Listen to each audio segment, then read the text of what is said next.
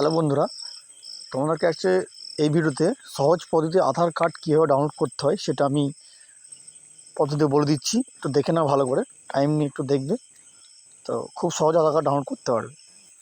তো প্রথমেই গুগল ক্রোমে যে আমাদের UIDAI টা লগ ইন সার্চ করতে হবে। সার্চ করার পর একটা পেজ খুলবে। এই পেজটা ডাউনলোড, নিচে লেখা আছে ডাউনলোড আধার কার্ড। তো ডাউনলোড আধার কার্ড টাচ করবে। টাচ করার পর এরকম একটা ইন্টারফেস আসবে। তো আধার নাম্বার দিয়ে দেবে, নিচে ইন্টার ক্যাপচা আছে, ওটা কমপ্লিট করে দেবে যা লেখা তাই। তারপরে ওটিপি আসবে, ওটিপিটা পুরো কনফার্ম দিতে হবে, নিয়ে ভেরিফিকেশন করে দিতে হবে। ভেরিফিকেশন করার পর আধার কার্ড কিন্তু ডাউনলোড হয়ে যাবে। তারপরে যে ডান দিকে থ্রি ডট আছে, থ্রি ডটে ক্লিক করার পর ডাউনলোড যে অপশানটা আসবে ওখানে ক্লিক করার পর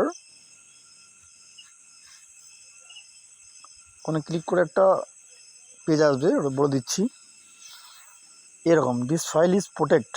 তো একটা পাসওয়ার্ড লাগে, পাসওয়ার্ডটা হচ্ছে এটাই, যে যার নাম তার নামের 4টে ক্যাপিটাল লেটার দিতে হবে, ক্যাপিটাল 4টে লেটার, ওকে। এবং তার যে সাল আছে, জন্ম সালটা তার বসে দিতে হবে, 2002 বা 2005, 2010, যার কেউ, ওকে।